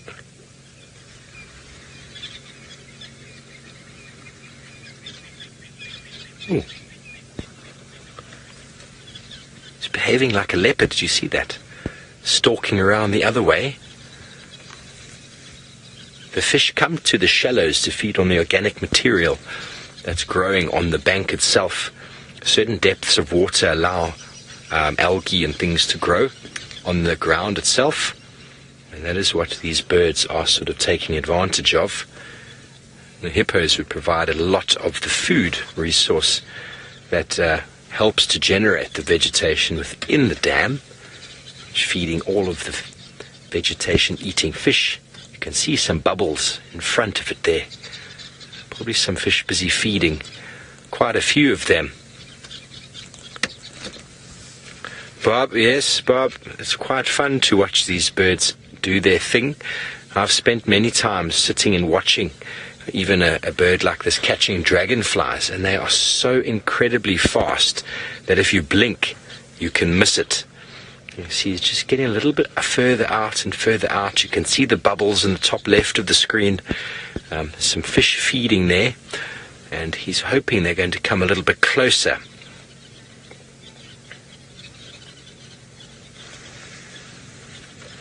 Magic Dragon Wizard, what a marvelous name. The type of fish that they eat would be carp, tilapia, small catfish, or really any small fish that they're able to swallow whole. They obviously can't take larger fish. That's where the competition between fish eagles and maybe larger storks comes in, is that these smaller fish-eating birds feed on much smaller sort of specimens rather than species. Obviously you get the different age groups and growth forms of the same fish, and there'll be a number of them in this dam. The hippos, obviously, as I said, provide a huge amount of the food that they feed on, and that is why there's such a nice diversity of fish. Of fish-eating birds. You can even hear the Egyptian geese making noise in the background. They also feed on the organic material. And since at 9 o'clock there, we've got the saddle-billed stork sitting on the other side of the dam. Good example as we pan past Chitwa Dam there. You can see the white spot just between room 11 and 10. That's the egret. Keep going to the left. That is the greater egret. A marvelous specimen. Further left. There we go. We got a hippo and a saddle-billed stork. And the saddle-billed stork with much longer legs, you can see, but see how he still favors that shallow sort of area towards the side of the dam where the organic material is and the animals or the fish are coming to feed. That's where the frogs will be breeding. And a marvelous evening at Chitwa Dam. We're going to spend some time here and see if the little chief makes an appearance. Into a marvellous evening here on the banks of the great Mluamati River, whose bank the lions are still lying in. Now, we came back to them, of course, hoping desperately that they would get up and do something functional other than snooze. They have not. One of them rolled over. This one rolled over. It was very exciting. I became overwhelmed and hyperventilated. I had to breathe into a paper bag. But now I've recovered from the shock of seeing him move. The others have not done much more. Now let's just go back to the face of what we shall call the gangster for now. That's the one. Seb just pointed out, Seb is on camera, that he's quite scarred. So these guys have had a bit of a fight. Now, whether that's a fight amongst themselves for food, because male lions will fight amongst themselves for food, in fact all lions will fight amongst themselves for food, or if he's actually had a territorial conflict of some sort, I'm not really sure. But that does indicate that he's a lion not to be trifled with lightly, because he's clearly not someone that backs down. When they are scarred on the face, it means that they've obviously been facing the threat that went for them. Well, Bright Knight, you've been asking some fantastic questions today, and you say, what happens if the Nkuhuma Pride accepts the Birmingham or the Avoca's males? They don't really have a choice in the matter. The Avocas will either take over here, or they will not. They may be chased away by the Birminghams, they may be chased away by another bigger coalition of older male lions. If they manage to take this territory, the Nkuhumas really don't have a say about it. And what will happen then is that any cub under a year old, or maybe even slightly older than that, will be under threat. Now, I can never remember exactly how old the Nkuhuma Pride cubs are, but luckily I have a whole cheat sheet of information that I can use. And basically we've got quite a few of them born in July and August of 2016. And so they would probably be okay if these guys took over. Unfortunately, we also have a youngster born. There is one young one still left, and he was born, or she was born, I'm just trying to find the date, it was sometime last year anyway, so she would be into that particularly kind of vulnerable state, if you like. Oh, I didn't realize you were looking at my cheat sheet with me there. So here are all the lions of the Nkuhuma Pride. They don't actually have particularly impressive names at the moment, but for Amber Eyes, who is obvious by her amber eyes. Anyway, we've got a number of cubs born almost 2 years ago, and so they should be fine. So there they all are. And this, of course, for those of you who are new, is our new pride. And they won't have any choice whatsoever as to whether the Avocas stay or go. James visits Chitwa waterhole, only to find the curious Husana, who walks through the golden grass in the afternoon sunlight. Smiling at the camera in his own sort of way, Husana licks his lips in anticipation of the approaching night. Yes, indeed. How many times have we just been down here at the Chitwa waterhole, and the little prince Husana makes an appearance. There is plenty of food for him in and around, and he is a very inquisitive young man, and a number of times I think he purposefully actually comes right up to the car. As you saw in the beginning of that clip, he was walking directly towards James, and he likes to do that. I often see him come right up to the door next to me. He gives me a very knowing sort of look. He kind of says hello. Never had him lick his lips at me, though.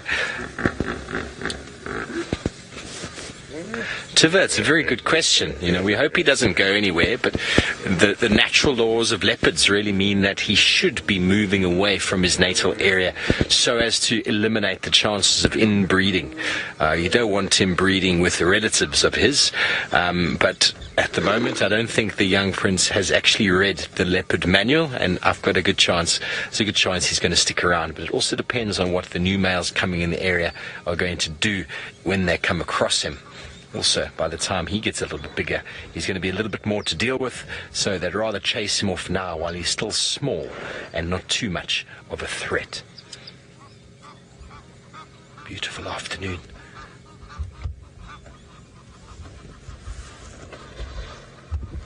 The hippos start to get very loud. Resident flock of guinea fowl slowly starts moving back in. We're listening for all sorts of alarm calls. When you were with us earlier after my near-death experience climbing down the termite mound, we heard an alarm call, but nothing materialized of it. was very thick in there.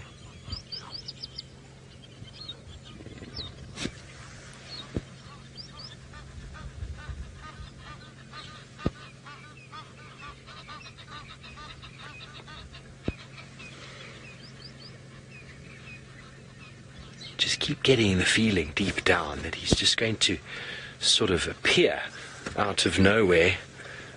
Apparently the tracks of him ended up behind the dam wall itself this morning. We've spent a whole herd of time having a look in the area without any... the African fish eagle. The call of Africa, rated as the #1 bird to see in South Africa.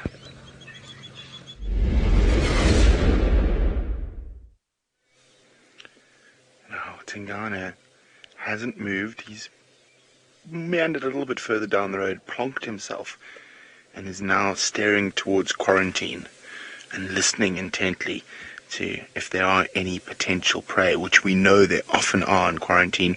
There's Impala, there's wildebeest, Inyala, all frequently in that area.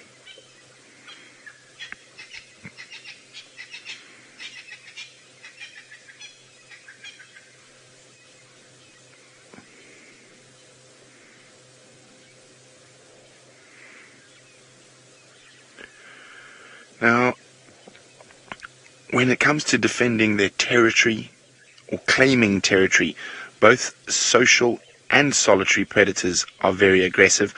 I don't think you could say one's more aggressive than the other. I think it completely depends on the individual set of circumstance that those animals are faced with at a certain point in their life. But I'd say probably the most aggressive of the predators have to be the lions and hyenas in terms of their general demeanor. But then again, a female leopard who finds another female leopard in her territory is an absolute sort of thundercat. And I've always found that female leopards fighting with female leopards is that much more intense and that much more aggressive than male leopards fighting. Now, hopefully for him, he might find himself some dinner.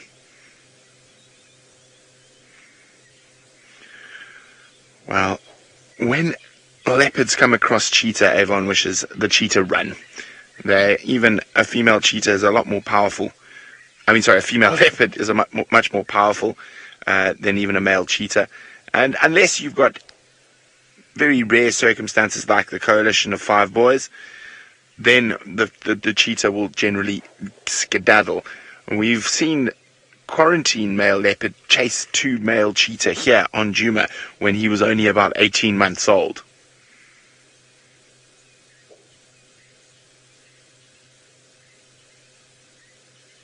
You can see how his ears are just moving around, listening for any potential prey close by.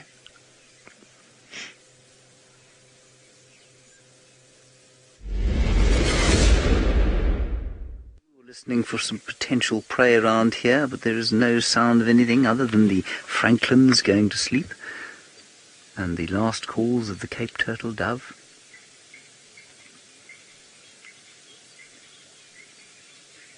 And if you listen very, very, very carefully, just hear the sighing of the Avoca males.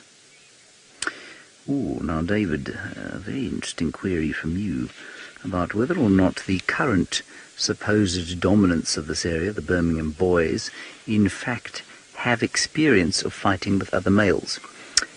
I'm going to say yes, they do, because of the scars on their faces.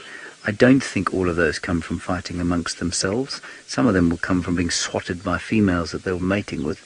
But I think those scars indicate that they have had 1 or 2 boxing matches with other males. The interesting thing about the Majingalan coalition, which has just kind of passed on to that great pride land in the sky, they stuck together as a coalition. Now the Birminghams are behaving much the same as most coalitions do. When they take an area, they kind of split up, 4 of them together. 2 of them will often kind of look after the north or and two will look after the south or something like that. And they seldom come together all four during times of stress. And apparently one of the big things that the Majinga Lion Coalition did, that was 4 big male lions down where the Birminghams now are, they, whenever there was trouble, whenever one of them roared, they all arrived. And that's how they managed to dominate an area. I think it was for 5 years or so, more than 5 years, 5 or 6 years, which is very long for a male coalition to dominate an area. So I think the Birminghams do have a bit of fighting experience. Whether it's the same as the Majinga Lions' fighting experience or not, I don't know. But it will be very interesting to see if they are challenged by these chaps, what they do. Do they just meekly disappear, or do they actually put up a fight?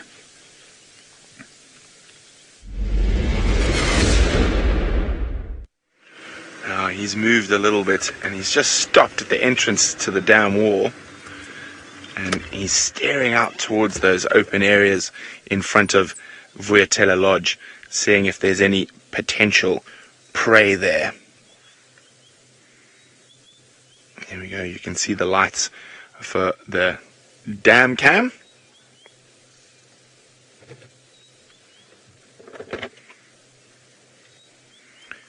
Now, I can't see any potential prey.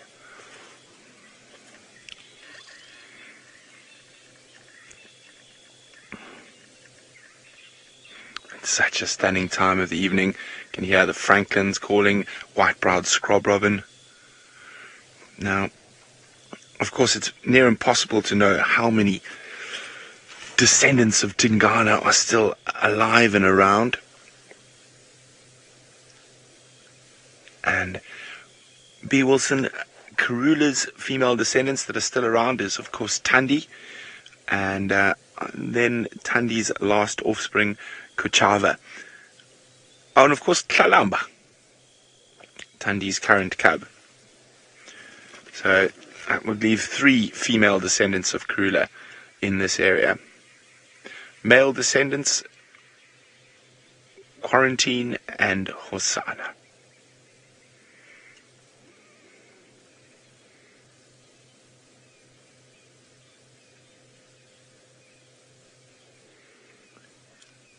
Oh, isn't this wonderful? Absolutely magic to just sit here a few feet away from a leopard, listening to the sound of the African dusk. Remember, this is 100% live, unscripted. We never know what's going to happen next. He might catch something. He might get chased by a hyena. Hukumuri might arrive. He might fight. We don't know what's going to happen next.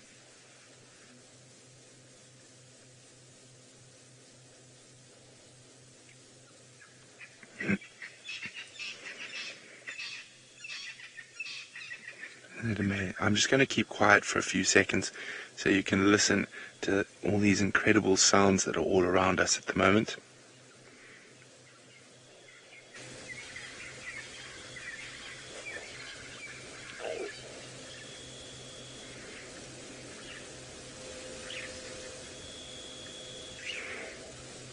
Magic, absolute magic. We've got the crested francolin, we've got some testiculars, and even the odd cricket or two. But we're going to sit here and listen carefully. Hopefully Ting Ghana finds himself some dinner.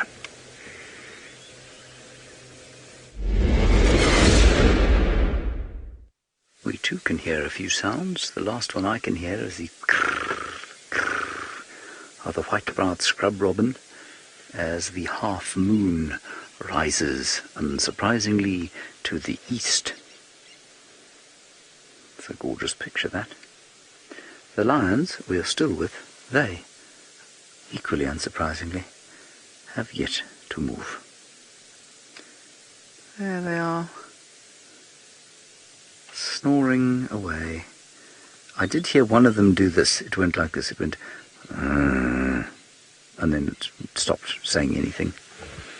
If you are wondering what that light is, there is a game drive vehicle around, and so they're just shining a bit of light for the guests to see. It doesn't affect the animals while they're asleep like this. and they wouldn't be shining on him if he was on the hunt, for example. You can see he quite enjoys being in the spotlight. He's not shy at all. He's very happy to just sleep in front of his adoring audience. But we've just passed the sort of changing of the guard now, and so one or two nightjars can be heard, a few owls in the far distance, and sometime tonight the atmosphere will be punctuated by the whoop of the hyenas, hopefully from the Djuma clan, and of course hopefully the Avoca males. Alistair, you're wondering about resident prides in the area. Well, the area that we traverse, Alistair, is about 2,000 hectares all in all, which is about, say, 4,500 to 5,000 acres, and a full lion territory in this area is probably about 10,000 acres or so. So we have part of two lion territories. The Nkuhuma Pride operates here, as on Djuma, in the sort of northern parts, and off to the west of Djuma, and off to the east and slightly to the north. And then the Styx Prides, the northern tip of their territory is the southern part of Djuma. So those are the two prides that we see.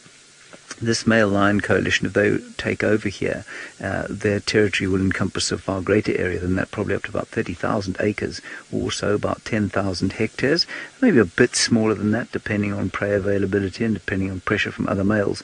But so they will not be, if they do take this territory that the Birmingham boys have had, they won't be on Djuma all the time. They will be in the vicinity, but they won't be here all the time because their territory will expand a lot further than Djuma.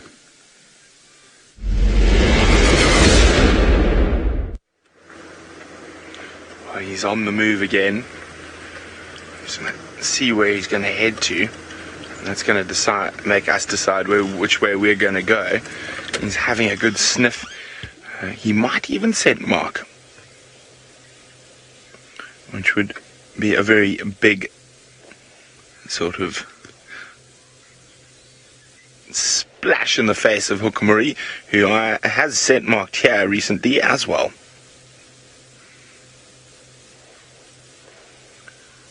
Oh, he's heard Impala rutting. That now, of course, leopards love the rutting season because the Impalas are a little bit distracted on mating, so they sometimes leave themselves vulnerable for attack from the predators. Now, those Impalas sound to be quite high up on quarantine.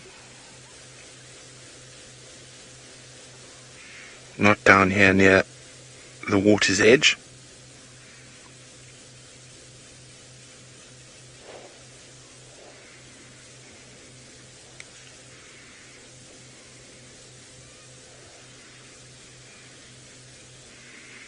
Where are you off to now, Mr. Ting Ghana?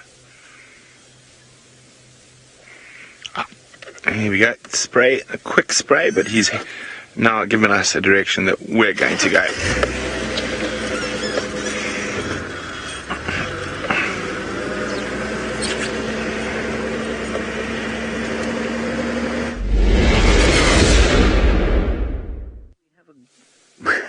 A really interesting piece of behaviour there from Ting Ghana. Wonderful to see him scent marking, and I really feel like we might be seeing not so much the last kick of a dying horse, as it were, but the resurgence of the old male in his territory and in his domain. And this is great news, of course, for Thandi and her cub, because Tlalamba will not survive if Ting Ghana disappears completely and Hukumuri takes this area with force. And so it's really excellent news for young Tlalamba that his father is scent marking again. I guess the real sign for me, though, will be if he starts to call, if he starts to soar and advertise his presence like that, and almost as a challenge to young Hukumuri to say, come on then, you really want this area, you come down and take it. And so that will be fascinating if he manages to do that. These lions, since I last saw you, there was one flick of that black ear that you can see there. And off to the left-hand side, I saw the tail of the gangster lion. Oh, look at that. There's more movement from a tail. breathtaking. Biama, you're also as pleased as I am that Ting Ghana is scent marking again. I nearly said mating. He's not mating just yet. But, well, if he carries on like this, perhaps Shadulu shall become his latest concubine. You see now, Superbike would disagree with you. Superbike thinks that Hukumuri is his favourite leopard. Well, Superbike, he is a magnificent fellow, and so, well, there's no reason he shouldn't be your favourite. I just quite like it when the old one gets one over on the young one, and I feel that more and more the older that I get. I suppose that's just the normal way of things. Now, we are about to finish our show today. Thank you very much for joining us for Safari Lives, the world premiere thereof. I hope you enjoyed it. We will modify it over the next few weeks, change how we do things as we get into it. And your feedback, of course, is always welcome, so you can tell us what you thought about it. But keep watching. Things go back to normal tomorrow at 6 o'clock in the morning. So a big thank you to all of you for joining us for our Safari Lives Character Diary show. And we will, of course, have it again next week at 4 o'clock Central African time on Saturday. Bye-bye.